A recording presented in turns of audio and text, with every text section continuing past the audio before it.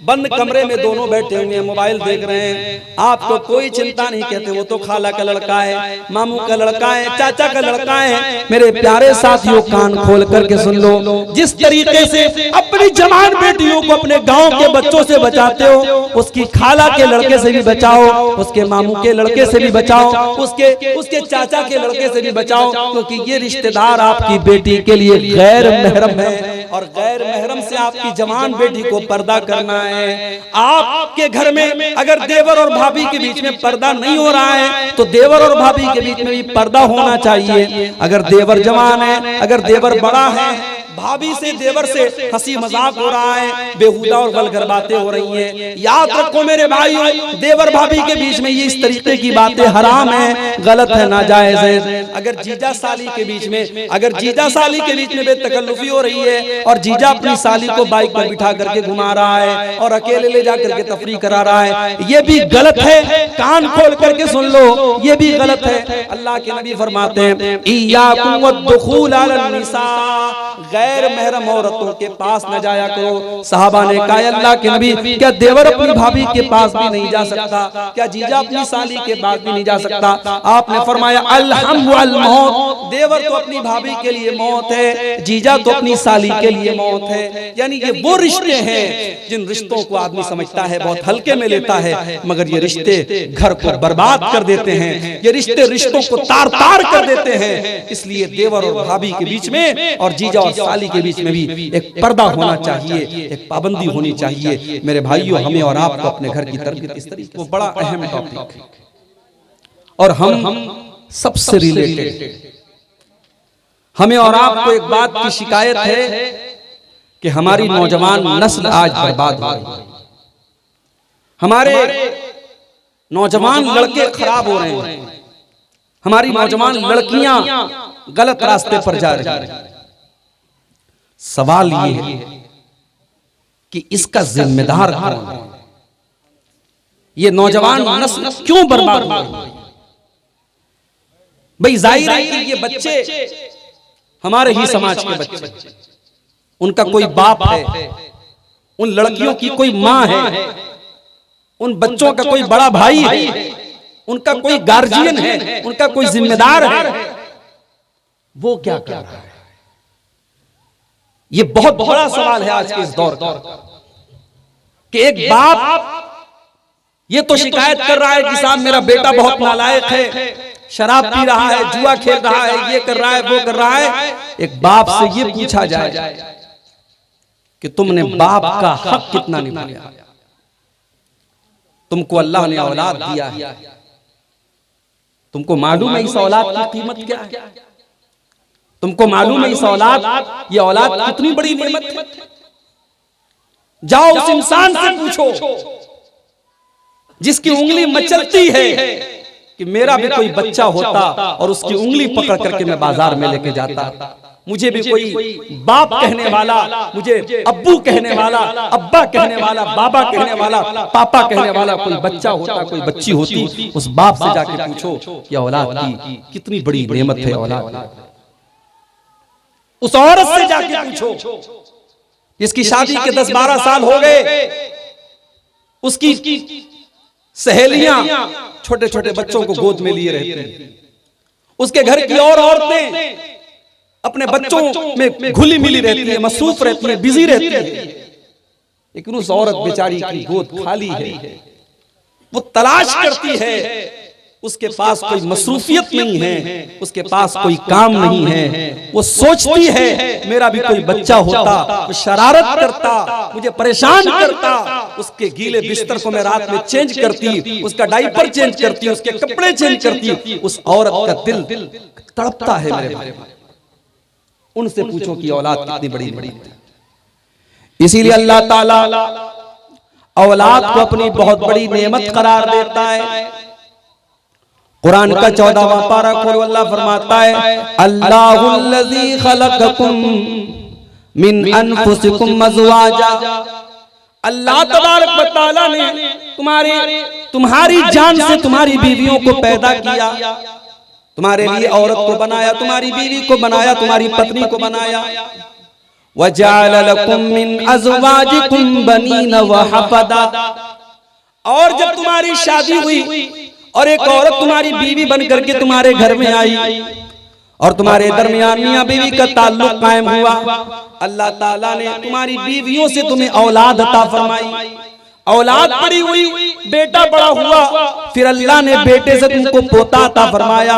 बेटी बड़ी हुई, बेटे से अल्लाह ने तुम्हें नवासे अता फरमाए। वजअल लकुम मिन अज़वाजिकुम बनीना व हफ़दा। ये अल्लाह की बहुत बड़ी नेमत है, उसने तुमको औलाद जैसी नेमत से नवाजा। कुरान का 15वां पारा खोलो, कल जुमा का दिन है, सूरह कहफ की तिलावत आप भी करते होंगे, नहीं करते तो करना चाहिए। सूरह कहफ में अल्लाह फरमाता है अल मालु वल बनून ज़ीनतुल हयातिद दुनिया। माल और औलाद दुनिया की जिंदगी की जीनत है, दुनिया की जिंदगी का सौंदर्य है, दुनिया की जिंदगी का अट्रैक्शन है। अगर माल को निकाल दिया जाए और औलाद को निकाल दिया जाए तो दुनिया की जिंदगी ब्लैक एंड व्हाइट हो जाएगी, बेरौनक हो जाएगी, दुनिया की जिंदगी बेकार हो जाएगी। इस दुनिया की जिंदगी की जीनत है माल और औलाद। लेकिन हाँ, बहुत बड़ी नेमत है औलाद। नबियों ने औलाद मांगी है। ज़करिया अलैहिस्सलाम को देखो, कोई औलाद नहीं है, उनकी साली की बेटी है जिसका नाम मरियम है। और हजरत ज़करिया अलैहिस्सलाम अपनी साली की बेटी की परवरिश कर रहे हैं। और ज़करिया कहाँ रहते हैं? मस्जिद के अंदर रहते हैं। मस्जिद के अंदर अपनी उस साली की बेटी की परवरिश कर रहे हैं मरियम। कुल्लमा दखल अलैहा ज़करियल मिहराब वजद इंदहा रिज़्क़ा। ज़करिया अलैहिस्सलाम जब बाहर से मस्जिद में आते हैं, क्या देखते हैं? अनार का मौसम नहीं है और मरियम के पास अनार रखा हुआ है। अमरूद का मौसम नहीं, अमरूद रखा हुआ है। सेब का मौसम नहीं है, सेब रखा हुआ है। काला या मरियम अन्ना लकी हाज़ा। हजरत ज़करिया सवाल करते हैं, ऐ मरियम, ये बेमौसम का फल तेरे पास कहां से आया? कालत हुवा मिन इंदिल्लाह इन्नल्लाह यर्ज़ुक़ु मन यशाअ बिग़ैरि हिसाब। मरियम कहती हैं, ऐ खालू जान, ये मौसम, ये बगैर मौसम का फल अल्लाह की तरफ से आया है, अल्लाह की तरफ से आया है। अल्लाह जिसको चाहता है बेहिसाब रोज़ी देता है। ऐ खालू जान, ये अल्लाह की बहुत बड़ी कुदरत है, अल्लाह मुझको ये फल दे रहा है बेमौसम। ज़करिया के दिल में ख्याल आया, अगर वो अल्लाह मेरी साली की इस बेटी को, मेरी इस भांजी को, अगर वो अल्लाह बेमौसम का फल दे सकता है, ठीक है, मैं 80 साल का हो गया, मैं 90 साल का हो गया, मुझे आज तक अल्लाह ने औलाद नहीं दी है। अगर इसको बेमौसम का फल मिल सकता है तो मुझे बूढ़े को औलाद क्यों नहीं मिल सकती है? हुनालिका दा ज़करिया। ज़करिया अलैहिस्सलाम खड़े हो गए और दुआ करने लगे, रब्बि हबली मिन लदुनका ज़ुर्रियतन तय्यिबा। ऐ अल्लाह, मुझे बूढ़े को भी तूने एक औलाद दे दे, मुझे भी पाकीज़ा औलाद दे दे। दुआ मांगी। औलाद इतनी बड़ी नेमत है। ज़करिया अलैहिस्सलाम जैसा पैगंबर दुआ मांग रहा है। इब्राहीम अलैहिस्सलाम को देखो, जब उनकी कौम ने उनको अपने वतन से निकलने पर मजबूर कर दिया, हजरत इब्राहीम परदेसी हो गए, मुसाफिर हो गए। और जब परदेश में पहुंचे, कोई सहारा उनको अपना साथ देने वाला, बुढ़ापे में उनकी लाठी बनने वाला कोई सहारा उनके साथ नहीं था। उन्होंने अल्लाह की बारगाह में दुआ की, रब्बि हबली मिनस सालिहीन, परवरदिगार मुझे नेक बेटा अता फरमा दे। नबियों ने दुआ मांगी औलाद। औलाद बहुत बड़ी नेमत है मेरे भाई, मगर वही अल्लाह जो औलाद को नेमत करार देता है, वही अल्लाह जो औलाद को दुनिया की जिंदगी की जीनत करार देता है, वही अल्लाह कुरान के 28वें पारे में फरमाता है, इन्नमा अमवालुकुम व औलादुकुम फितना। तुम्हारा माल भी तुम्हारे लिए फितना है, तुम्हारी औलाद भी तुम्हारे लिए फितना है। वही अल्लाह ताला सूरह मुनाफिकून में फरमाता है, या अय्युहल्लज़ीना आमनू, जो अल्लाह औलाद को बहुत बड़ी नेमत करार दे रहा है, वही अल्लाह कुरान के 28वें पारे में सूरह मुनाफिकून में क्या फरमाता है, या अय्युहल्लज़ीना आमनू ला तुल्हिकुम अमवालुकुम वला औलादुकुम अन ज़िक्रिल्लाह। ऐ ईमान वालो, तुम्हारा माल और तुम्हारी औलाद कहीं अल्लाह के जिक्र से तुमको गाफिल न कर दे, कहीं उनके चक्कर में पड़ करके तुम अल्लाह को भूल न जाओ, कहीं तुम अल्लाह के जिक्र से गाफिल न हो जाओ, कहीं तुम अल्लाह के दीन से गाफिल न हो जाओ। औलाद बहुत बड़ी नेमत भी है और बहुत बड़ा इम्तिहान भी है, बहुत बड़ी परीक्षा भी है। खास तौर से अगर अल्लाह ने आपको बेटी से नवाजा है, मैं यहां पर एक बात की वजाहत भी कर दूं, बेटी का बाप कभी ये ना समझे कि मैं बदनसीब हूं, मुझे बेटियां हो गई हैं। नहीं नहीं, अगर बेटी कोई खराब चीज होती, अगर बेटी कोई बुरी चीज होती, अगर बेटी अच्छी ना होती तो अल्लाह ताला अपने नबी को 4 बेटियां न देता। बेटी वालों तुम खुश नसीब हो, बेटियां बड़े किस्मत वालों को मिला करती हैं। बेटी आपको जन्नती बनने का मौका दे करके आई है। अल्लाह के नबी फरमाते हैं, मन आला जारियतैनि हत्ता तबलुगा, जिसने 2 बेटियों की परवरिश की, जिसने 2 बेटियों को पाला, यहाँ तक कि वो बेटियां जवान हो गई, यहाँ तक कि वो बेटियां बालिग हो गई, उसने बेटियों का हक अदा कर दिया। जा यौमल क़ियामति अना व हुवा कहातैन। अल्लाह के प्यारे नबी अपनी दोनों उंगलियों से इशारा करके फरमाते हैं कि बेटियों की परवरिश करने वाला और बेटियों का हक अदा करने वाला जब कयामत के दिन आएगा वो अपने नबी के साथ आएगा और इस तरीके से आएगा जैसे ये दोनों उंगलियां एक दूसरे के साथ अटैच है, मिली हुई, अपने नबी के साथ रहेगा कयामत के दिन। ये बेटियों की परवरिश करने वाली का इनाम है मेरे प्यारे। मगर एक तरफ इतना बड़ा इनाम है, दूसरी तरफ अल्लाह के नबी ये भी फरमाते हैं, मनी बुतुलिया मिन हाज़िहिल बनाती शैआ, जिसको अल्लाह ताला बेटी दे करके आजमाता है, जिसकी परीक्षा अल्लाह ताला बेटी दे करके लेता है, जिसका इम्तिहान बेटी दे करके लेता है, कुन लहू सित्रम मिनन नार, वो बेटी अपने माँ बाप को जहन्नम की आग से बचाती है। बेटियों की परवरिश बहुत बड़ा इम्तिहान है। एक बहुत बड़ा इम्तिहान ये है कि बेटी, लोग कहते हैं ना पराया धन होती है, बेटी पराया धन होती है।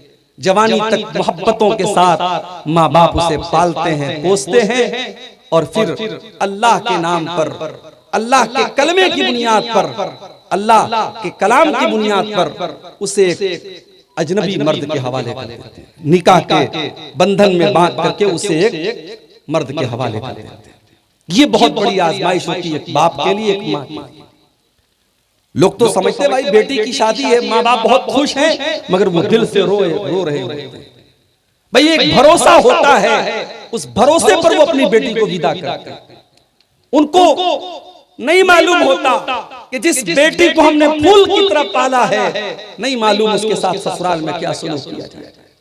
हो सकता है जिस बच्ची को हमने, जिसके गाल पे कभी थप्पड़ न पड़ने दिया हो सकता है कोई जालिम शौहर मिल जाए और उसको जो है मारता पीटता हो, कोई जालिम सास मिल जाए जो जहेज के नाम पर उसको जुल्म और सितम करती हो और उसको मारने और उसको कत्ल करने की प्लानिंग करती हो। बाप तो ये सब नहीं जानता है, बाप तो बस भरोसा करके अपनी बेटी को हवाले कर देता है। बहुत बड़ा इम्तिहान होती है बेटी। और आज के दौर में बेटी एक और तरीके से इम्तिहान है मेरे भाई। बेटी जब 8 साल की हुई, 10 साल की हुई, जवानी की दहलीज पर कदम रखने लगी, जमाने की हवसनाक नजरें उस नौखेज लड़की के जिस्म का चक्कर लगाने लगी, जमाने की भूखी निगाहें गिद्ध की तरह उस बच्ची, उस लड़की के जिस्म की तरफ मायल होने लगी। एक बाप की जिम्मेदारी सिर्फ ये नहीं है कि उस बच्ची को, उस बेटी को अच्छा खिलाए, अच्छा पहनाए, उसको अच्छे स्कूल में दाखिला कराए, उसको तालीम दे, उसे जमाने की गंदी नजरों से बचाना भी बाप के लिए बहुत बड़ा चैलेंज है। और हम तो एक ऐसे दौर में जिंदगी गुजार रहे हैं जब 5-5 साल की बच्चियों के रेप हो रहे हैं। आप यकीन करेंगे, बनारस की धरती पर जहां मैं रहता हूं, पिछले महीने एक वाकया हुआ। 8 साल की एक बच्ची का इंतकाल हुआ। रात में इंतकाल हुआ, सुबह बाप फजर की नमाज पढ़ के कब्रिस्तान गया, अपनी बेटी की याद आई, बेटी की कब्र पे गया। उसने देखा कि बेटी की कब्र की हालत बदली हुई है। रात में जैसे मैंने कब्र बनाई थी, कब्र तैयार की थी, वैसी कब्र नहीं लग रही है। ऐसा लग रहा है कि कब्र की मिट्टी को खोदा गया है, कब्र से कुछ निकाला गया है। उसे डाउट हुआ, वो घर आया, उसने अपनी बीवी से कहा। बीवी ने कहा मेरा दिल भी बहुत घबरा रहा है, मैंने कल रात में बड़ा भयानक सपना देखा है, चलो मैं कब्रिस्तान चलती। कब्रिस्तान वो औरत, वो बच्ची की मां जब गई और उसने कब्र के अंदर से जब मिट्टी हटाई है, अंदर बच्ची की लाश गायब है। बच्ची की लाश गायब है। पूरे कब्रिस्तान में जब तलाशी ली तो कब्रिस्तान के किसी कोने में बच्ची की लाश मिलती है। फिर और तहकीक की, वहां कैमरे वगैरह लगे हुए थे, कैमरे वगैरह से जब तहकीक की गई, पता चला कि उसी मोहल्ले का एक इंसान नशे की हालत में, शराब के नशे में धुत होकर के कब्रिस्तान आता है और 8 साल की बच्ची को कब्र से निकालता है और उसे अपने साथ लिटा करके रात भर सोता है और फिर उसको कब्रिस्तान के कोने में छोड़ के चला जाता है। ये वो दौर है मेरे भाई, जहां कब्रिस्तान से, कब्र से वो कब्रिस्तान, जहां मौत को याद किया जाता है, जहां आखिरत को याद किया जाता है, जहां मेरे नबी जाते थे तो रोने लगते थे, सहाबा जाते थे तो रोने लगते थे, उसी कब्रिस्तान पर बैठ करके आज मुसलमान शराब पीता है। उसी कब्रिस्तान पर बैठ करके जो है ये मुसलमान जुआ खेलता है, गाली गलौज करता है और उसके बाद कहता है कि हमारे ऊपर अल्लाह की मदद नहीं आ रही है, हम फलस्तीन में मारे जा रहे हैं, हम दुनिया भर में काटे जा रहे हैं। अरे मुसलमान, तू अपने अमाल का जायजा ले कि तू कहां पहुंच चुका है, तेरी बदकिरदारी और तेरी बदामली किस हद तक पहुंच चुकी है, पहले तो इस पर गौर कर। अब तो बेटियों के बाप और बेटियों की माएं 6-6 साल की, 7-7 साल की बच्चियों को जब घर से बाहर भेजते हैं तो कलेजे पर पत्थर रख के भेजते हैं, बड़ी तहकीक के साथ भेजते हैं। बच्ची से कहते बेटी जल्दी से चली आना, अगर किसी काम से, किसी सामान से लेने के लिए भेजते हैं तो 6-7 साल की बच्ची को भी बाहर भेजते हुए माँ बाप को डर लगता है। मेरे भाइयों, हम उस दौर में जिंदगी गुजार रहे हैं, बहुत बड़ा इम्तिहान है उस बच्ची की हिफाजत करना, उसको जमाने की गंदी नजरों से बचाना। फिर जब वो लड़की 14 साल की, 15 साल की हो गई, अब मुकम्मल जवान हो गई, अब उसे प्यार और मोहब्बत के खूबसूरत जाल में फंसाने के लिए सोशल मीडिया का जाल मौजूद है। कोई उसे व्हाट्सएप पर मैसेज करके आई लव यू बोल रहा है, कोई फेसबुक के ऊपर आकर के मोहब्बत का इजहार कर रहा है, कोई इंस्टाग्राम पर आकर के उससे फोटो मांग रहा है, उसको तरह तरह से प्यार और मोहब्बत के जाल में फंसा करके उसके जिस्म को नोचने की कोशिशें की जा रही हैं। मेरे प्यारे भाइयों, मेरी प्यारी माँ बहनों, इन तमाम जालों से उस नौजवान बच्ची को बचाना ये माँ बाप की बहुत बड़ी जिम्मेदारी है। इसीलिए अल्लाह के नबी फरमाते हैं मनिबतुलिया मिन हाज़िहिल बनाति शैआ, जिसको अल्लाह ताला लड़कियां देता है, जिसको बेटियां देता है और इस इम्तिहान में वो माँ बाप खड़े उतर जाते हैं, कुन्न लहू सित्रम मिनन नार, वो बेटियां अपने माँ बाप को जहन्नम की आग से बचाने का काम करती हैं। हाँ बेटी वालों, कभी अपने आप को ये न समझना कि तुम्हें बेटी देख करके अल्लाह ताला ने नऊजुबिल्लाह तुम्हारे साथ कोई कमी कर दी है। नहीं नहीं, हमने तो जमाने में ऐसे बेटों को भी देखा है, बेटे तो 4-4 हैं लेकिन माँ बाप 70 साल की बूढ़ी माँ और 80 साल का बूढ़ा बाप है, 4-4 बेटे उसके मौजूद हैं, चारों की शादियां हो चुकी हैं, 4-4 बहुएं घर में हैं। उस 70 साल की बूढ़ी माँ को एक रोटी देने वाला कोई बेटा नहीं है। उस 70 साल की बूढ़ी माँ को चूल्हा जलाना पड़ता है और अपने हाथ से अपनी रोटी पकानी पड़ती है, अपने हाथ से अपना कपड़ा धुलना पड़ता है। 4-4 बेटे मौजूद हैं और उन 4-4 बेटों की बीवियां मौजूद हैं। उस 70 साल की बूढ़ी सास का कपड़ा धोने के लिए उन बहुओं के पास कलेजा नहीं है, उन 4 बेटों के पास इतनी दौलत भी नहीं है अपने 80 साल के बूढ़े को रोटी खिला सके, अपने 80 साल के बूढ़े बाप को रोटी खिला सके। हमने तो ऐसे बेटों को भी देखा है। और हाँ, इसी समाज में हमने ऐसी बेटियों को भी देखा है, बेटी की शादी हो चुकी है, बेटी ससुराल जा चुकी है, बाप बिस्तर पे बीमार है और उसी घर में 4-4 बेटे रहते हैं। बेटों को फुर्सत नहीं है अपने बाप की हाल चाल लेने की।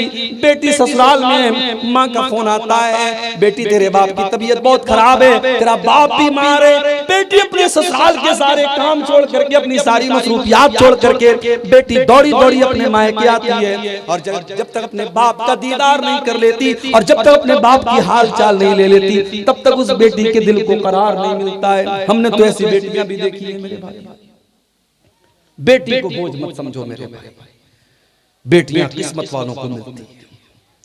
एक नज़्म मैंने लिखी थी बेटियों के ऊपर, चाहता हूं कि आपको सुना दूं।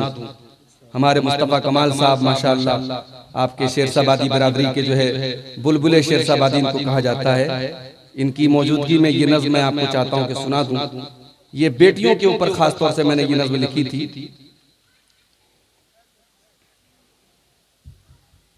बड़ा मसला ये है कि नेपाल में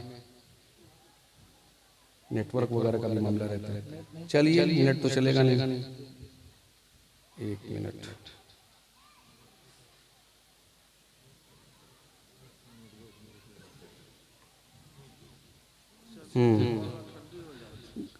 सुन लीजिए, चंदा शाह सुन लीजिए।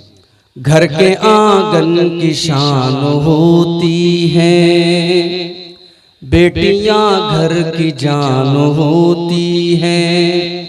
माँ के दिल का सुकून होती है, अपने वालिद का मान होती है।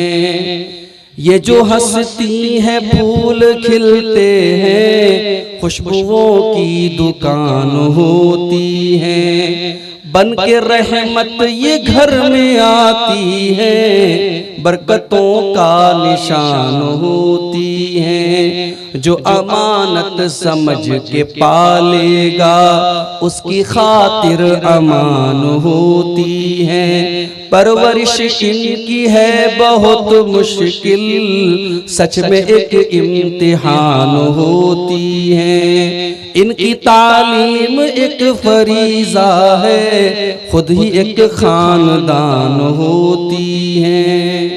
तो बेटियों को मेरे भाइयों बोझ न समझो। बेटे और बेटियां ये दोनों आपके कंधे पर बहुत बड़ी अमानत है। आज तक आपने ये तकरीर सुनी होगी, माँ के पैरों के नीचे जन्नत है। आपने ये तकरीर सुनी होगी, बाप जन्नत का दरवाजा है। लेकिन आज एक और हदीस मैं आपको सुनाने जा रहा हूं। हर माँ अपने दिल पे हाथ रख के इस हदीस को सुने, और हर बाप ठंडे दिमाग से इस हदीस को सुने। माँ के कदमों के नीचे जन्नत है, बाप जन्नत का दरवाजा है। लेकिन अल्लाह के नबी ये भी फरमाते हैं, मा मिन अब्दिन यस्तरकीहिल्लाहु रईयतन, जिस बंदे के ऊपर अल्लाह ताला कोई जिम्मेदारी डालता है, उसके कंधे के ऊपर अल्लाह ताला कोई जिम्मेदारी डालता है।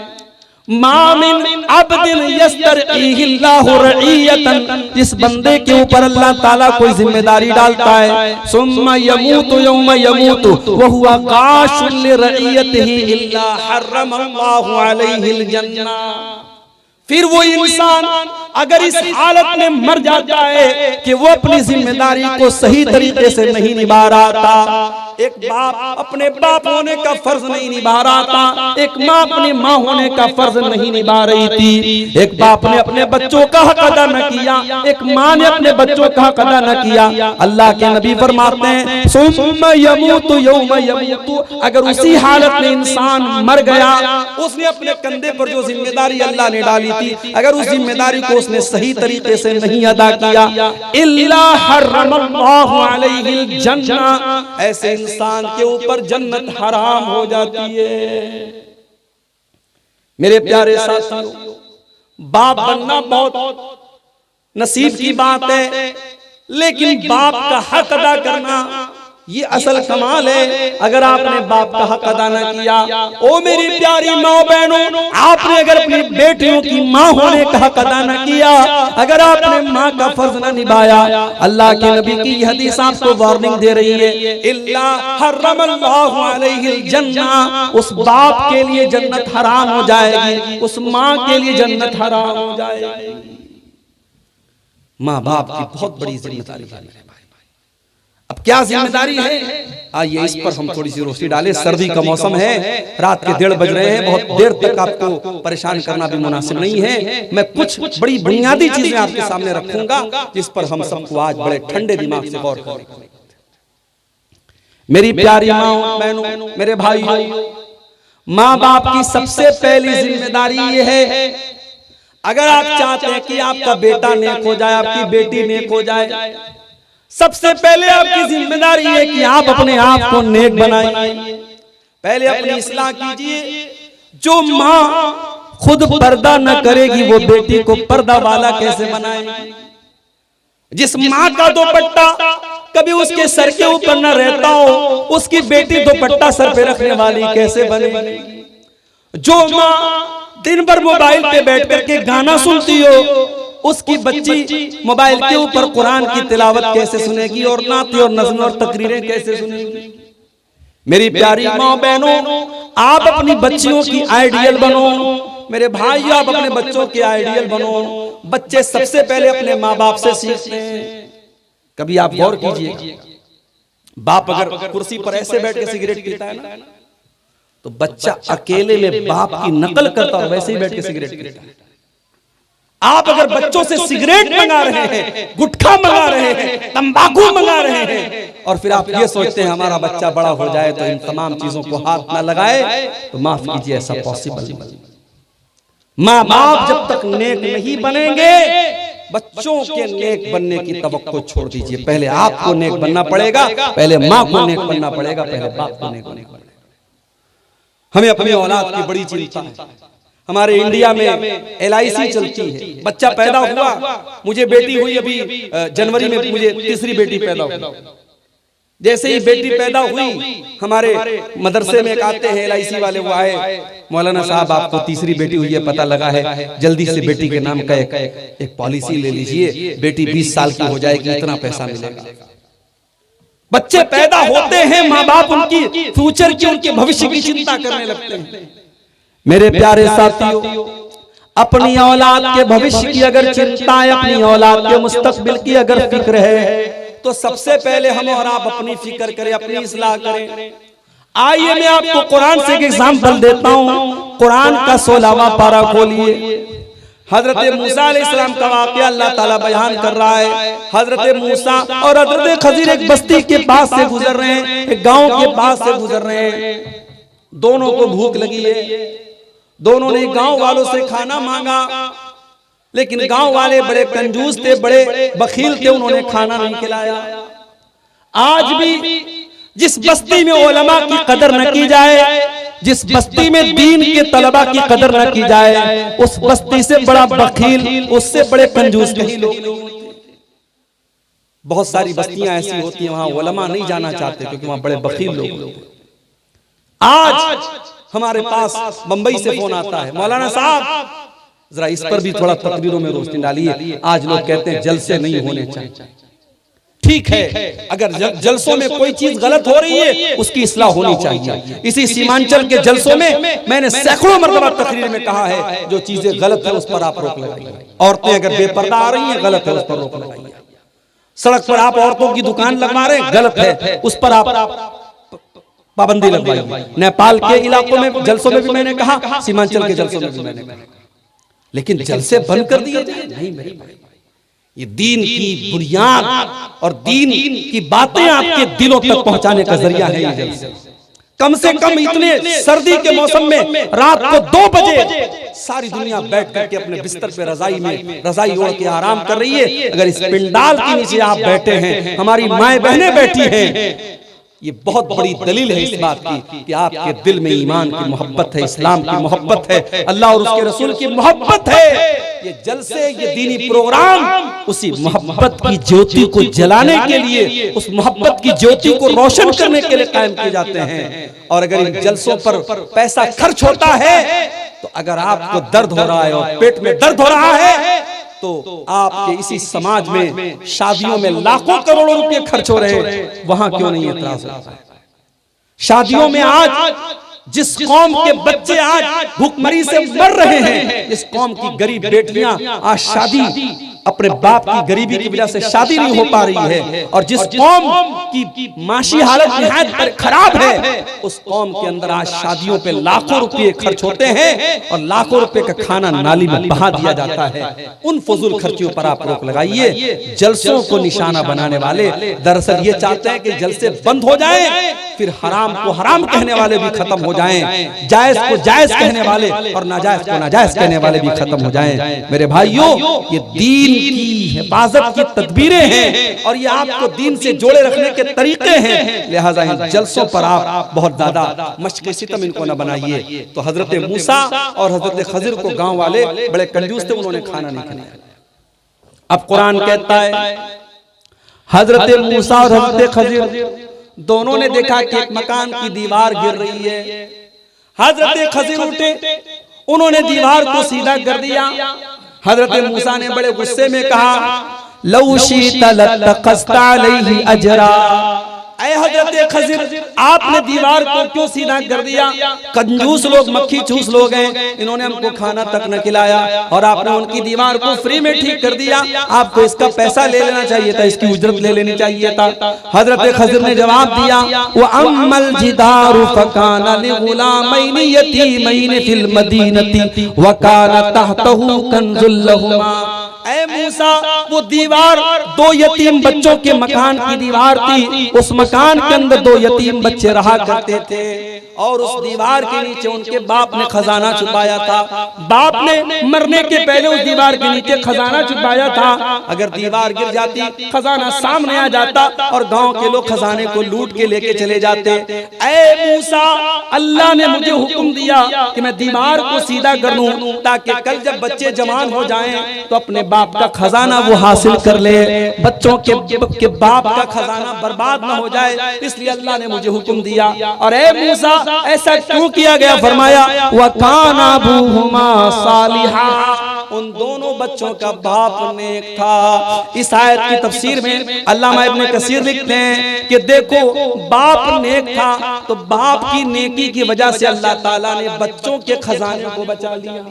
बच्चों का खजाना अल्लाह ने बचा लिया सिर्फ इसलिए क्योंकि बाप नेक था। मेरे भाइयों, अपने आप को नेक बनाओ, आपकी औलाद का भविष्य सुरक्षित हो जाएगा, आपकी औलाद का मुस्तकबिल महफूज हो जाएगा।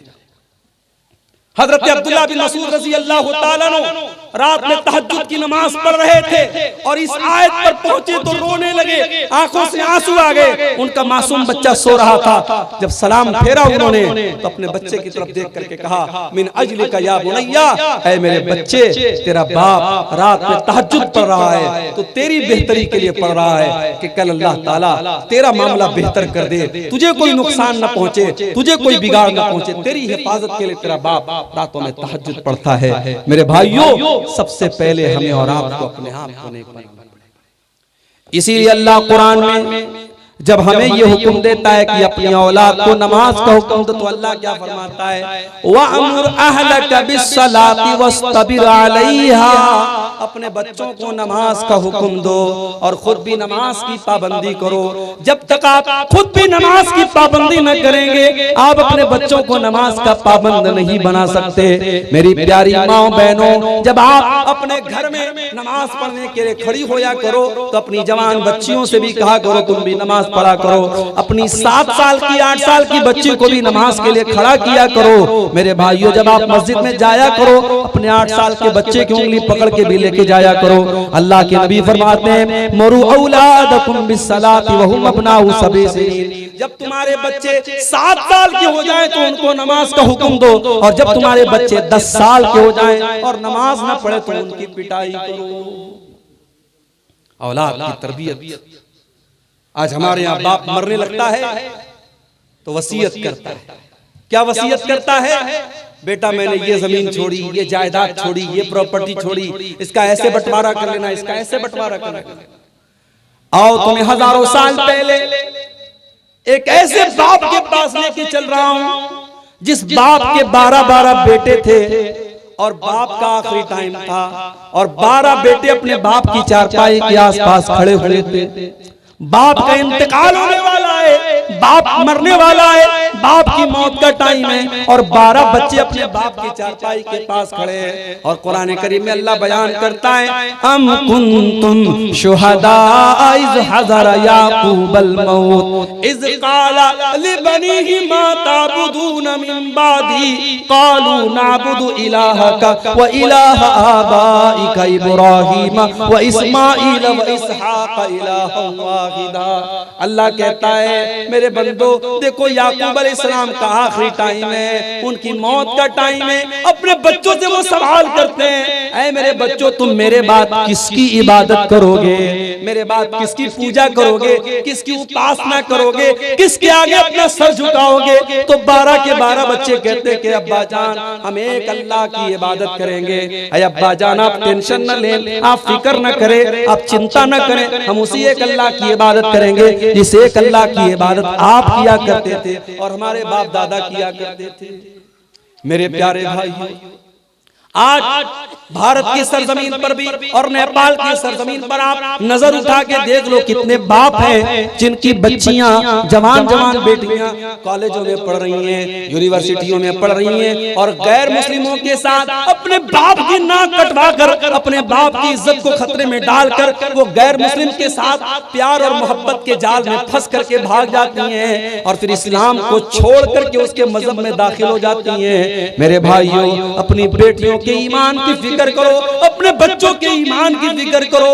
आपके बेटे दौलत कमाएं या न कमाएं, आपकी बेटियां दौलत कमाएं या न कमाएं, लेकिन कल कयामत के दिन जब अल्लाह की बारगाह में जाएंगी, अगर उनके पास ईमान की दौलत होगी, उनके पास तौहीद की दौलत होगी, याद रखो मेरे भाइयों, इससे बड़ी कोई दौलत नहीं, तौहीद से बड़ी कोई दौलत नहीं, ईमान से बड़ी कोई दौलत नहीं। अगर हमारे पास सब कुछ है और ईमान नहीं है, हमसे बड़ा बदनसीब कोई नहीं। और हमारे पास कुछ भी नहीं है लेकिन ईमान है तो हमसे बड़ा खुशनसीब कोई। और आगे बढ़िए, हम कहते हैं साहब हमारा बेटा शराब पीता है, हमारा बेटा रात को 2-2 बजे तक मोबाइल में लगा रहता है, हमारा बेटा गैर महरम लड़कियों से ताल्लुक रखता है। मौलवी साहब हमारे बच्चे के बारे में कुछ कीजिए, मौलवी साहब मेरे बच्चे के लिए दुआ कर दीजिए। मेरे प्यारे भाइयों, आपका बेटा या बेटी आज जवान हुआ है, जब वो 8 साल का था, जब वो 10 साल का था, क्या आपने उसके दिल और दिमाग में ये बात डाली थी, बेटा कभी कोई गुनाह का काम करने के पहले ये सोच लेना वो अल्लाह देख रहा है, उस अल्लाह को हिसाब देना है। आपने बिल्ली से अपने बच्चे को डराया था, आपने कुत्ते से डराया था, आपने शेर से डराया था, मगर आपने अल्लाह का डर अपने बच्चे के अंदर पैदा न किया था।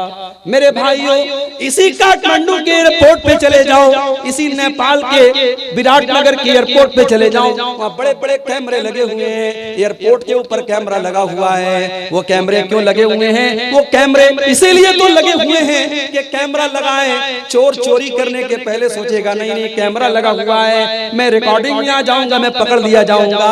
एयरपोर्ट के ऊपर कोई मनचला किसी लड़की को छेड़ने के पहले देखेगा नहीं नहीं कैमरा लगा हुआ है, अगर मैंने लड़की को टच किया कैमरे में आ जाऊंगा, मैं पकड़ लिया जाऊंगा। क्या आपने अपने बच्चे को ये बताया, मेरे बेटे दुनिया का कैमरा तो खराब भी हो सकता है, दुनिया का कैमरा तो बर्बाद भी हो सकता है, दुनिया के कैमरे में हो सकता है तेरी तस्वीर ना आए, कैमरा काम ना करे, मगर अल्लाह का कैमरा तो 24 घंटे ऑन रहने वाला है। अल्लाह का कैमरा तो सब कुछ रिकॉर्ड कर रहा है। व इन्ना अलैकुम लहाफिज़ीन किरामन कातिबीन, मेरे बंदे तेरे हर अमल को रिकॉर्ड करने के लिए हमने किरामन कातिबीन को मुकर्रर कर दिया है। वो तेरी एक एक एक्टिविटी को रिकॉर्ड कर रहे हैं, तेरी जिंदगी का हर पल रिकॉर्ड हो रहा है। मा यल्फिज़ु मिन क़ौलिन इल्ला लदैहि रक़ीबुन अतीद, मेरे बंदे तू ज़बान से जो भी निकालता है सब रिकॉर्ड किया जा रहा है।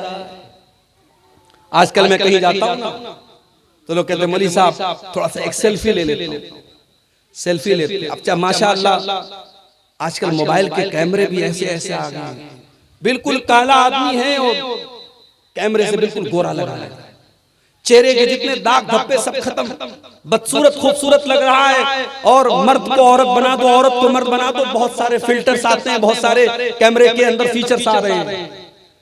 आज नौजवान क्या करता है, मौलाना लोगों के साथ या बड़े लोगों के साथ फोटो लेता है, फिर फेसबुक पर डालता है, इंस्टाग्राम पे डालता है। कितने लोगों ने मेरी पोस्ट को लाइक किया, कितने लोगों ने मेरे फोटो को लाइक किया। लड़कियां अपने फोटो डाल रही हैं। मेरे प्यारे साथियों, मेरी प्यारी माँ बहन, आपको इस बात की फिक्र है आपको फेसबुक पर कितने लोगों ने लाइक किया, आपको इंस्टाग्राम पर कितने लोगों ने लाइक किया, आपके स्टेटस को व्हाट्सएप पर कितने लोगों ने देखा, लेकिन क्या आपको इस बात की फिक्र है कल अल्लाह ताला कयामत के दिन आपको लाइक करेगा कि नहीं करेगा? कहीं ऐसा ना हो दुनिया वालों ने तो बहुत लाइक किया लेकिन अल्लाह ताला कल डिसलाइक कर दे और अल्लाह की बारगाह में हम अल्लाह हमसे नाराज हो जाए। मेरे भाइयों, दुनिया वाले लाइक करे या न करे, अल्लाह हमको लाइक करे, हमें इस बात की चिंता होनी चाहिए। कल कयामत का दिन होगा, अल्लाह ताला हमारी जिंदगी भर की रिकॉर्डिंग को हमारी गर्दन में डाल देगा और अल्लाह फरमाएगा इक़रा किताबका कफा बिनफ्सिकल यौमा अलैका हसीबा। ऐ मेरे बंदे, ये देख, ये तेरी जिंदगी भर की रिकॉर्डिंग है, ये तेरा सारा कच्चा चिट्ठा है। ये रात को 12 बजे तो तूने बंद कमरे में जो गुनाह किए थे, तूने रात को 2-2 बजे जो तूने गुनाह किए थे, वो सब इस कैमरे की रिकॉर्डिंग के अंदर रिकॉर्ड कर दिया गया है। मेरे बंदे, तू बता तेरे साथ क्या होना चाहिए, तू खुद अपना हिसाब कर ले, तेरे साथ क्या होना चाहिए। मेरी माँ और बहनों, जिस मुसलमान औरत के पायल की आवाज का भी पर्दा करने का हुक्म दिया गया, अल्लाह ने कुरान में कहा वला यज़रिबना बिअरजुलिहिन्ना लियुलम मा युखफीना मिन ज़ीनतिहिन्ना। ऐ मुसलमान औरतों, जब तुम अपने घरों में चला करो तो जोर जोर से अपने पैर को जमीन पे मार करके ना चला करो। कहीं ऐसा ना हो तुम्हारे पायल की आवाज गैर मर्दों के कानों तक पहुंचे। जो इस्लाम एक औरत के पायल की आवाज को भी गैर मर्दों तक जाने की इजाजत नहीं देता है। ओ मेरी बहनों, तुम व्हाट्सएप के ऊपर, तुम फेसबुक के ऊपर, तुम इंस्टाग्राम के ऊपर अपने फोटोज डाल रही हो, अपने वीडियोस डाल रही हो, अपनी शादी के फोटोज डाल रही हो, ये कहां से जायज हो जाएगा मेरी प्यारी माँ बहनों? जो कुरान कहता है फला तखज़ान बिल कौल।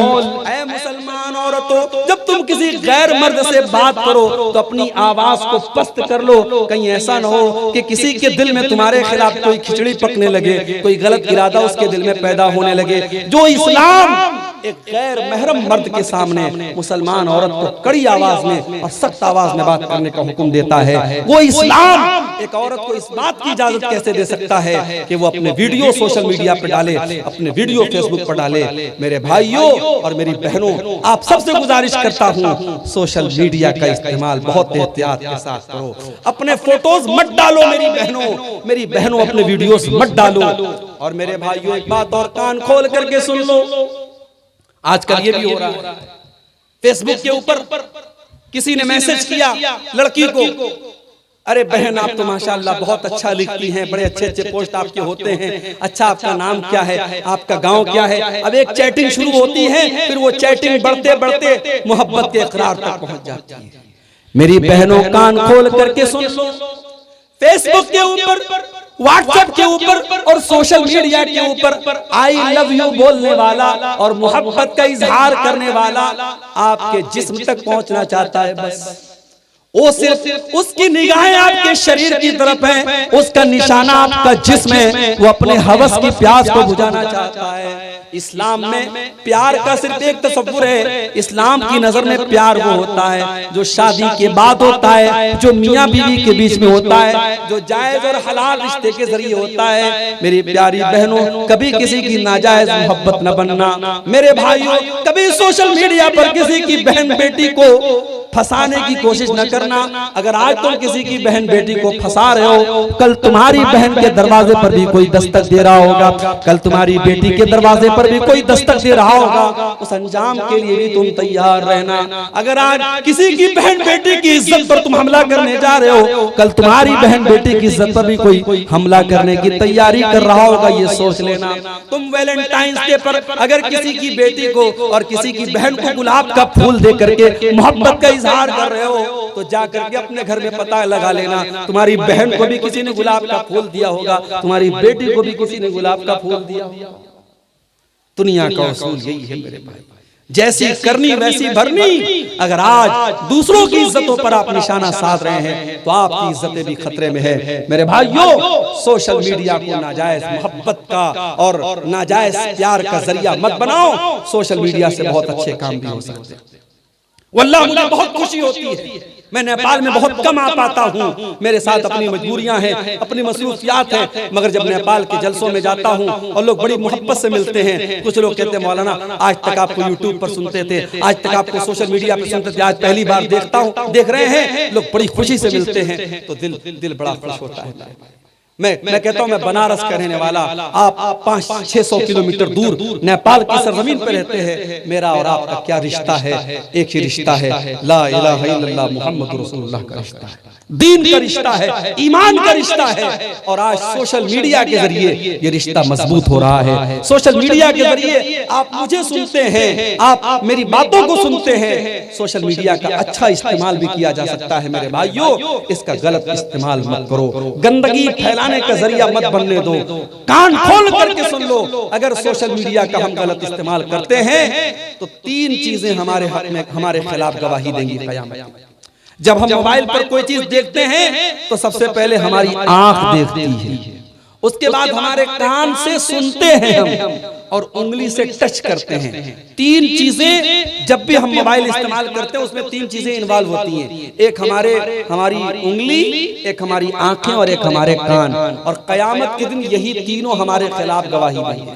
हत्ता इज़ा मा जाऊहा शहिदा अलैहिम समउहुम व अबसारुहुम व जुलूदुहुम बिमा कानू यामलून।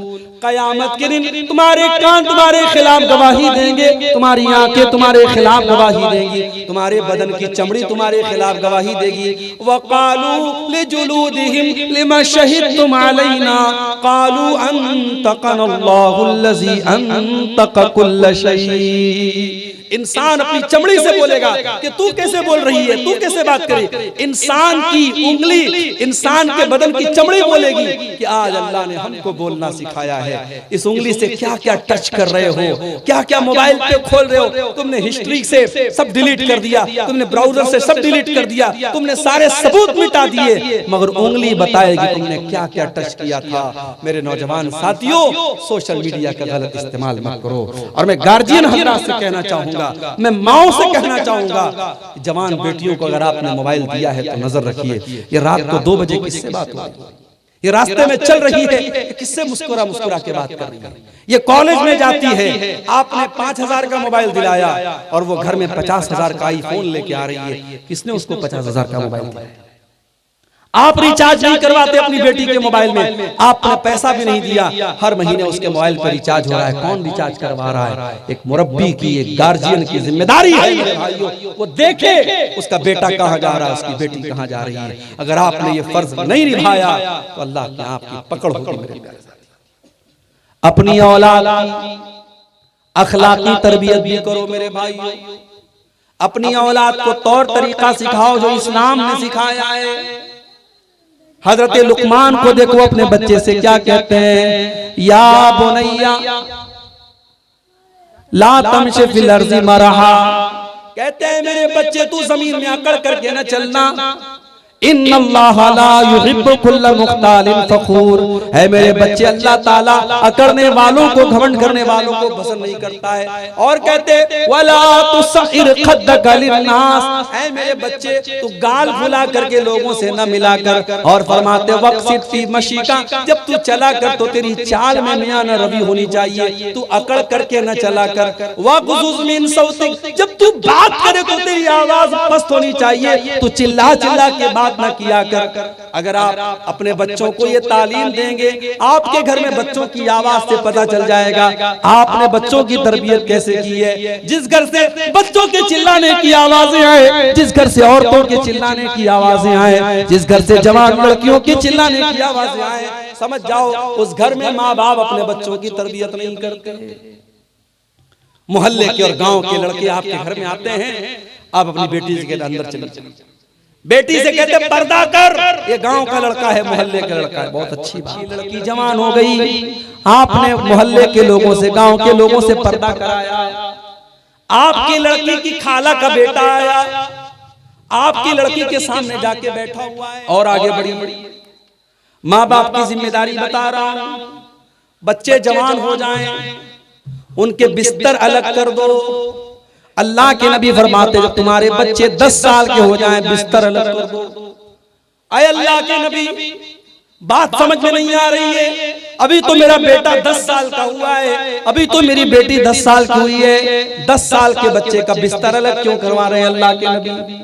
मेरे प्यारे साथियों, इस्लाम अल्लाह का दीन है। अल्लाह ताला खूब जानता है इंसान की कमजोरी क्या है। जब बच्चा 10 साल का हो जाता है, जब लड़की 10 साल की हो जाती है, अब वो धीरे धीरे बुलूगत की तरफ जा रहे हैं। अब लड़का बालिग हो रहा है, अब लड़की बालिग हो रही है। अब एक बिस्तर पे लड़का लड़का दोनों साथ में सो रहे हैं, एक ही चादर में एक ही कंबल में सो रहे हैं, या लड़का लड़की साथ में सो रहे हैं, ये मुनासिब नहीं है। इस्लाम ने ज़िनाकारी तक पहुंचाने वाले चोर दरवाजों से भी रोका है। समाज में जहां जहां से ज़िनाकारी आ सकती है, बेहयाई आ सकती है, बेगैरती आ सकती है, समाज में उन सारे रास्तों से रोका है। आपके बच्चे 10 साल के हो जाएं, अल्लाह के नबी फरमाते बिस्तर अलग कर दो। बच्चा जवान हो गया, 18 साल का हो गया, 20 साल का हो गया, अब शादी करा दो। अरे मौलवी साहब ऐसे कैसे शादी करा दो? एक ही तो बेटा है, हम अपनी बेटे की शादी ऐसी लड़की से कराएंगे जो पूरे नेपाल में सबसे खूबसूरत और सबसे स्मार्ट हो। बहन कहती है मैं अपने भाई के लिए ऐसी दुल्हन लाऊंगी जो पूरे समाज में, पूरे गांव में सबसे इकलौती दुल्हन हो, सबसे A1 पीस हो। मेरी प्यारी बहनों, अपने भाई के लिए ऐसी दुल्हन लाने में कितना टाइम लगाओगी? लड़का 20 साल का था, बहन ने अपने भाई के लिए भाभी तलाश करना शुरू किया। लड़का 35 साल का हो गया, लेकिन लड़की को अपने भाई के लिए अपनी मनपसंद भाभी न मिल सकी। मेरे प्यारे साथियों, ऐसा न करो, अपने लड़कों और लड़कियों की सही वक्त पर शादी करा दो। कान खोल करके सुन लो, मैं बड़े साफ अल्फाज में बोलता हूँ, ये नबी का दौर नहीं है, ये सहाबा का दौर नहीं है, ये कयामत के करीब का दौर है, ये फितरों का दौर है, ये बेहयाई का दौर है, ये बेशर्मी का दौर है, ये जिनाकारी का दौर है। आपके इसी नेपाल की धरती पर पूरी दुनिया से लोग तफरीह करने आते हैं और तफरीह के नाम पर अय्याशियां करके जाते हैं। इसी इलाके में हम और आप भी रहते हैं। मेरे भाइयों, हमें अपनी नौजवान नस्ल को अगर इस गंदगी से बचाना है, अपने बच्चों को बचाना है, अपनी बच्चियों को बचाना है, कान खोल करके सुन लो मेरे भाइयों, हमें अपने बच्चों की सही टाइम पर शादी करनी पड़ेगी। लड़का 18-20 साल का हो गया, लड़की जवान हो गई, उसकी शादी करा दो और बहुत शर्तें मत लगाओ। लड़का अगर दीनदार मिल गया, लड़की दीनदार मिल गई, अगर खूबसूरती में कुछ कमी भी है, अगर खानदान और बिरादरी बहुत आपके लेवल के बराबर, भाई ये बरादरी क्या चीज होती है, ये खानदान क्या चीज होता है। अगर लड़का दीनदार है, लड़की दीनदार है, अगर आपके स्टेटस से कुछ कमजोर भी है तो इंशाल्लाह वो मैनेज हो जाएगा। लेकिन आपने बिरादरी देख ली, आपने खानदान देख लिया, आपने दौलत देख ली, लेकिन अगर आपने दीनदारी नहीं देखी तो बर्बादी हाथ लगेगी मेरे भाइयों। इसीलिए अल्लाह के नबी फरमाते हैं तुनकहुल मरातु लिअरबईन, जब औरत का निकाह होता है तो 4 चीजें औरत के अंदर देखी जाती हैं, लिमालिहा व लिहसबिहा व लिजमालिहा व लिदीनिहा।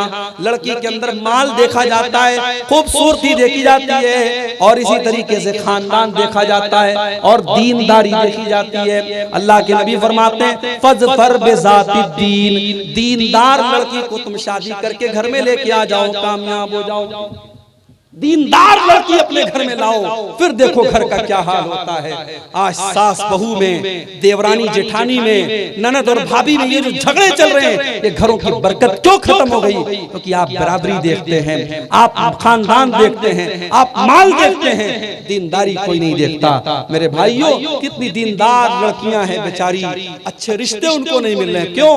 बाप गरीब है, घर कमजोर है, घर छोटा है, घर अच्छा नहीं है। मैं कहता हूँ लड़की का घर, लड़की का खानदान और लड़की की बिरादरी, ये तमाम चीजें बाद में, पहले लड़की की दीनदारी देखो, और दीनदार लड़की है तो शादी कर दो। इसी तरीके से अपनी बेटी के लिए जब दामाद तलाश करने जाओ, अगर लड़का दीनदार है, बहुत ज्यादा पैसा नहीं कमा रहा है, बस खा कमा रहा है, आपकी बच्ची को, आपकी बेटी को सुखी रखेगा, खुश रखेगा, शादी कर दो मेरे भाई। ये मत सोचो कि मेरी जितनी बड़ी बिल्डिंग है उतनी बड़ी बिल्डिंग मिलेगी तब करूंगा, मेरा जितना बड़ा बिजनेस है उतना बड़ा बिजनेस मिलेगा तब करूंगा। अगर इस इंतजार में रहोगे, हो सकता है आपकी लड़की की उम्र निकलती चली जाए। आज वो 20 साल की है, कल वो 30 साल की हो जाए। ये 10-10 साल जो अपने बच्चों के बर्बाद कर रहे हो मेरे भाई, ये फितनों का दौर है। अपने बच्चों को गुनाह पर मजबूर मत करो, अपने बच्चों को जिना की तरफ मत लेके जाओ। अल्लाह के नबी फरमाते हैं, इज़ा खतब इलैकुम मिम्मन तरज़ौना दीनहु व खुल्क़हु फज़व्विजू। जब तुम्हारे लड़कों के लिए, जब तुम्हारी लड़कियों के लिए ऐसा रिश्ता आ जाए, लड़का दीनदार है, लड़का बाखलाक है, अपनी लड़कियों की शादी कर दो। ऐसा अगर तुम नहीं करोगे, तकुन फितनतुन फिल अर्दि व फसादुन अरीद, तो जमीन के अंदर फितना फैल जाएगा, फसाद फैल जाएगा। दीनदारी की बुनियाद पर आप रिश्ता कर दो मेरे भाई। अपने लड़कों लड़कियों की सही टाइम पर शादी करो, शादी में देर न करो। और इसी तरीके से बाप की एक जिम्मेदारी ये भी है मेरे भाई कि अपनी औलाद के साथ इंसाफ करे। 4 बेटे हैं तो चारों को अगर कोई चीज दे रहा है तो चारों को दे। ऐसा न करे कि एक को दे रहा है 3 को नहीं दे रहा है, 3 को दे रहा है 1 को नहीं दे रहा है। अगर ऐसी ना इंसाफी बाप कर रहा है, अल्लाह का उसकी गर्दन फंसने वाली है, वो तैयार। अल्लाह के नबी के पास एक साहबी आते हैं, अय अल्लाह के नबी, मैं अपने एक बेटे को एक बाग देना चाहता हूँ और मैं चाहता हूं कि आपको इसके ऊपर गवाह बना लूं, इस एग्रीमेंट के ऊपर मैं आपको गवाह बनाना चाहता हूं। अल्लाह के नबी फरमाते हैं, क्या तुम्हारे और भी बेटे हैं? कहाँ आए अल्लाह के नबी और भी बेटे हैं? आपने फरमाया क्या सबको तुमने दिया है? नहीं नहीं, सबको नहीं दिया है। आपने फरमाया जब सबको नहीं दिया है और एक बेटे को देना चाहते हो, ला तुशहिदनी अला जौरिन, तो ये जुल्म है और जुल्म के ऊपर मैं गवाही नहीं दूंगा। आपने ये भी फरमाया वत्तकुल्लाह वादिलू बैन औलादिकुम, अल्लाह से डरो और अपनी औलाद के साथ इंसाफ करो। इसी बिहार में कटिहार में प्रोग्राम में मैं गया, एक नौजवान मुझे मिला, कहा मौलवी साहब मेरे बाप के 6 बेटे, हम लोग 6 भाई हैं, सब अलग अलग रहते हैं, छोटा वाला भाई बाप के साथ रहता है, बाप के पास लाखों की प्रॉपर्टी है, सिर्फ खेत से जो अनाज आता है वो लाखों रुपए का आता है, बाप एक पैसा हम लोगों को नहीं देता है, सारी दौलत बाप अपने छोटे बेटे को देता है। कहा मौलवी साहब मेरी बेटियां बड़ी हो गई, मुझे शादी करना है, लेकिन मैं मजबूर हूं, एक एक पैसा मैं जमा कर रहा हूं, मेरे बाप की प्रॉपर्टी से मुझे कोई मतलब नहीं है। उस बेटे की आंख से आंसू थे मेरे भाई। हर केस में जरूरी नहीं है कि माँ बाप की आंखों में औलाद की वजह से आंसू हो, ऐसा भी हो सकता है औलाद की आंखों में माँ बाप की वजह से आंसू। इसलिए मेरे भाइयों, अगर औलाद की ये जिम्मेदारी है कि अपनी माँ का हक अदा करे, अपने बाप का हक अदा करे, तो माँ बाप की ये भी जिम्मेदारी है कि अपनी औलाद का हक अदा करे और औलाद के साथ नाइंसाफी न करे, औलाद के साथ हक तलफी न करे, औलाद के साथ जुल्म मत करो।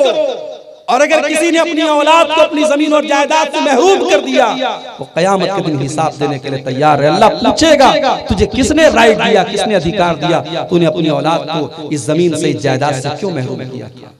और आखिरी चीज ये है मेरे भाई, औलाद की जिम्मेदारी के ताल्लुक से कि हम और आप अगर औलाद वाले हैं तो हम अपनी औलाद के लिए दुआ भी किया करें। औलाद देने वाला अल्लाह है और औलाद की इस्लाह करने वाला भी अल्लाह है। 2 दुआएं मैं आपको सिखाता हूं, पूरी तकरीर में आपने कुछ सीखा हो या सीखा हो, ये दोनों दुआएं जरूर सीख लीजिए, ये आपके काम है। पहली दुआ आपको मिलेगी कुरान मजीद के 19वें पारे में, सूरह फुरकान के आखिर में आपको ये दुआ मिलेगी, रब्बना हब लना मिन अज़वाजिना व ज़ुर्रिय्यातिना कुर्रत अयुन वजअलना लिलमुत्तक़ीना इमामा। बड़ी प्यारी दुआ है, ये अल्लाह के खास बंदे ये दुआ पढ़ते हैं। ऐ हमारे परवरदिगार, हमारे बीवी बच्चों को हमारी आंखों की ठंडक बना दे, हमारी बीवियों को दीनदार बना दे, हमारे बच्चों को दीनदार बना दे, वजअलना लिलमुत्तक़ीना इमामा, और ऐ अल्लाह हमें मुत्तकियों का इमाम बना दे, हमें परहेजगारों का इमाम बना दे, हमें अल्लाह से डरने वालों का इमाम बना दे। ये बड़ी प्यारी दुआ है, ये कुरान के 19वें पारे में सूरह फुरकान के आखिर में आपको मिलती है। और दूसरी दुआ मैं जो सिखाने जा रहा हूं, ये हजरत इब्राहीम अलैहिस्सलाम की दुआ है, रब्बिजअलनी मुकीमस्सलाति व मिन ज़ुर्रियती रब्बना व तक़ब्बल दुआ। ऐ परवरदिगार, मुझे भी नमाज का पाबंद बना और मेरी औलाद को भी नमाज का पाबंद बना, और ऐ मेरे परवरदिगार मेरी दुआओं को सुन ले। ये दुआएं मांगा करो अपनी औलाद के लिए, इसलिए कि मेरे भाई दिल का कंट्रोल अल्लाह के हाथ में, दिल का रिमोट कंट्रोल अल्लाह के हाथ में है। हम कोशिश कर सकते हैं अपनी औलाद की तरबियत और इस्लाह की, लेकिन दिल पर हमारा कंट्रोल नहीं, दिल का कंट्रोल अल्लाह के हाथ में है। इसलिए दुआ किया करो कि अल्लाह हमारी औलाद को सही रास्ते पर रखे, मरते दम तक तौहीद पर रखे, मरते दम तक सुन्नत पर रखे। अपनी औलाद के अकीदे की फिक्र किया करो मेरे भाई, अपनी औलाद की तौहीद की फिक्र किया करो। अगर आपको अल्लाह ने तौहीद की नेमत दी है और आप किसी कब्र के ऊपर, किसी मजार के ऊपर, किसी बुत के आगे, किसी पत्थर के आगे अगर आप सजदा नहीं करते हैं, सिर्फ एक अल्लाह से आप मदद मांगते हैं, तो यही अकीदा अपने बच्चों को सिखाओ, यही अकीदा अपनी बच्चियों को सिखाओ, ताकि आपके बच्चे कहीं भी चले जाएं, आपकी बच्चियां कहीं भी चली जाएं, इसी अकीदे पर कायम रहें, इसी तौहीद पर कायम रहें। उन्हें उनके साथ जितना भी टॉर्चर किया जाए वो अपने अकीदे तौहीद से बाज ना आए। इतनी पक्की तरबियत अपनी औलाद की करो मेरे भाइयों। ये चंद बातें मैंने तो बच्चों की तरबियत के ताल्लुक से और वालिदैन के कंधे पर क्या जिम्मेदारी है इस ताल्लुक से रखी है। अब मैं समझ रहा हूँ कि चूंकि मौसम काफी सर्द है और 2 बजने के करीब है, वक्त बहुत तेजी से आगे बढ़ रहा है और धीरे धीरे आप हजरात भी सर्दी को महसूस करते हुए धीरे धीरे उठ रहे हैं, इसलिए मैं मुनासिब समझता हूँ कि अब बात को यहीं से तकमील तक पहुँचाया जाए। मैं इस दुआ के साथ अपनी बात को खत्म करता हूँ कि हम में से जो लोग साहिब औलाद हैं, अल्लाह उनको अपनी औलाद की सही तरबियत करने की तौफीक अता फरमाए। रब्बुल आलमीन जिस इदारे की तरफ से आज का ये प्रोग्राम हुआ है, अल्लाह इस इदारे को दिन दूनी रात चौगुनी तरक्की। बैठ जाइए, 2 मिनट बैठ जाइए, दुआ में शामिल होने के बाद तब आप लोग जाइए।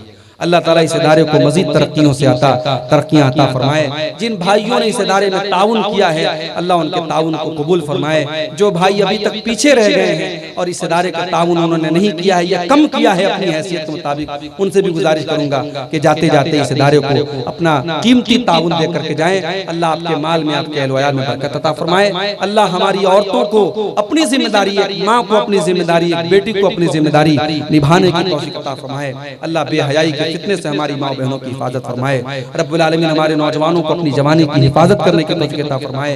अल्लाह ताला हमारे इस प्रोग्राम में बैठने को, हमारे जमा होने को, हमारे सुनने सुनाने को अल्लाह ताला कबूल फरमाए। अल्लाह ताला हम में से जो बीमार हैं उनको शिफाए कामिल अता फरमाए। जो रोजी रोटी से परेशान है, अल्लाह उनके कारोबार में बरकत नसीब फरमाए। अल्लाह हमारे इस मुल्क की हिफाजत फरमाए। हमारे इस नेपाल में जहाँ इस वक्त हम लोग बैठे हैं, अल्लाह इस मुल्क को अल्लाह ताला नजर बस से महफूज रखे और हम यहाँ के तमाम मुसलमानों को पूरी आज़ादी और इख्तियार के साथ अपने दीन पर चलने की और दीन पर अमल करने की तौफीक अता फरमाए। रब्बुल आलमीन हमें हासिदीन की हसद से, जालिमों के जुल्म से और शरीरों के शर से महफूज रखे। आमीन। और रब्बना तक़ब्बल मिन्ना इन्नका अंतस समीउल अलीम व तुब अलैना इन्नका अंतत तव्वाबुर रहीम। व सल्लल्लाहु तआला अला नबीना मुहम्मद व अला आलिहि व सहबिहि अजमईन। वस्सलामु अलैकुम व रहमतुल्लाहि व बरकातुहू।